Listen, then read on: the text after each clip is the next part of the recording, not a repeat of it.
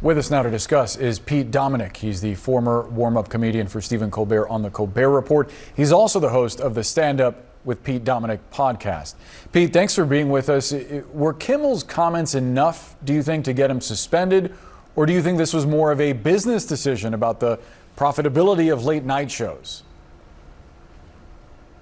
Neither.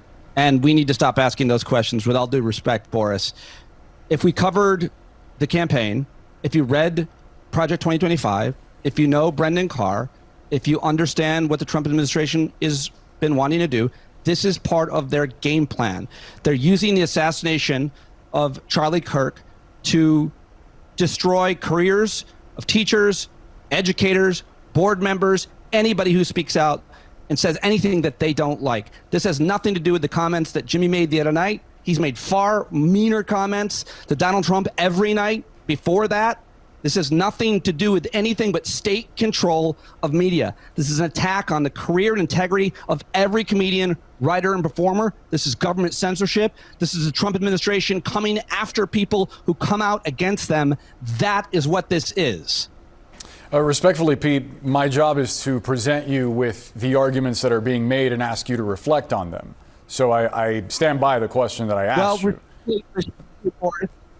Respectfully, Boris, I think you're an awesome journalist. I watch you all the time. I think you do a great job. I have no hesitation to push back and tell you that I think you are giving, in this case, the narrative that is coming from Brendan Carr and not looking at the narrative that they said they were going to do in the campaign. We all know what they want to do with the FCC. They are using the FCC to control the speech of people they don't like, to promote the speech of people they do like. I know you know this. I appreciate the kind words, but again, I'm presenting you with the arguments that they're making, and as an expert on the subject matter, it's up to you to share your perspective and dismantle it, as you just did, or to present your arguments to showcase your point of view. To that point, could the suspension result in other comedians altering their commentary? It seems like you think this is a form of intimidation. Seems like I think this is a form of intimidation. I will speak for almost every comedian I have seen speak out. Absolutely. In terms, as well as journalists. Don't you all think that this is a form of intimidation? Isn't that what you are seeing and hearing from your colleagues as a comedian, as a journalist, as an American who stands on the shoulders of the most courageous civil and human rights fighters of our time? Let me state without equivocation, that's exactly what this is. And there comes a time when silence is betrayal. Our lives begin to end the day we become silent about things that matter. Guess who said that? Dr. King. You know who else is speaking out against this? Tucker Carlson. Many on the right know exactly what this is. This is attack on the First Amendment. They attacked the Fourth Amendment. They're going for the First Amendment. They love the Second Amendment. All we have left is our voice in many ways, and we need to use it.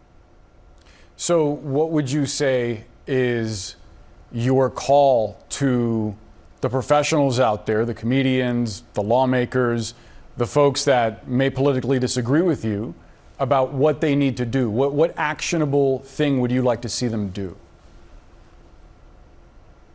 What I would like to see is solidarity amongst anyone who is someone who speaks in public, every comedian, every journalist. I think now is the time for some kind of a general strike. We need to boycott any of these major media companies that are bending the knee. We need to speak out and speak loudly. The honor of my life, my career, was getting to interview John Lewis. And John Lewis said to me that I'm getting in good trouble and I need to keep getting in good trouble. That's what we all need to do. In the end, we are remembered not for the words of our enemies, but the silence of our friends. So if you want to be silent, you are letting them win. They may come for me. They may come for you. They may come for everybody who has a platform and says something that they don't agree with. We need to protect speech, including the speech that we hate in this country. That's what we're known for. And every comedian that I came up with and every journalist that I've worked with knows that. And we need to protect the First Amendment. And this is the most important point. It's a crucible point. It's an inflection point. We all need to stand up. Beyond your call to answer the political moment, I wonder what you make of the argument that some of what is presented on late night TV, not just on Kimmel's show, but on other shows, is out of touch with middle America and doesn't reflect their views, and that some folks were actually offended by what Kimmel was saying. No, nonsense. I don't know what you think middle America is. Could you expand on what middle America is? Who is that? Folks that were not pleased with what Kimmel was saying. I mean, there's a big part of the population that doesn't agree with his politics. The administration has pointed to that as part of the reason why people have tuned away from outlets like Jimmy Kimmel Live and have tuned into other outlets that more closely reflect their views. I mean, I believe that's all a pile. You've seen the ratings when it comes to other networks, more conservative networks on late night. They're going up. Do you not? First of all, no, you're talking about Fox News, Greg Gutfeld show. It's on at 10 o'clock. You're talking not about the political moment. This is just media. There's a billion channels. The reason why fewer people are watching late night is because you can watch TikTok all day. That's why. It has nothing to do with that they're not meeting what people want, or they're not appeasing middle America. Please save that. You're talking about MAGA. You're talking about overwhelmingly white people in America that vote for Donald Trump. The vast majority of young people, the vast majority of people of color, the vast majority of Americans love Stephen Colbert. They love Jon Stewart. They love Jimmy Kimmel. And they're going to continue loving comedians and others who speak out. All these guys have millions and millions of viewers, way more than these other outlets that you're necessarily mentioning. So I don't buy any of that nonsense, and I don't think it's true. I don't think it's bared out by the facts either. Pete, Dominick, we appreciate you being part of the conversation. Thanks so much for joining us and for sharing your point of view and for expressing yourself freely, as you should be able to do.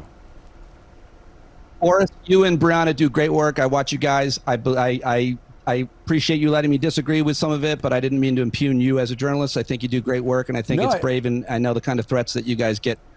I think it's important to present you with the counter arguments to your point of view and to let you do the work of, as I said before, dismantling it, challenging it, breaking it down the way you see fit. I think that is the point of what we do. So I appreciate you joining us, Pete. We'll leave it there, Boris. Thanks. Thanks, Brianna.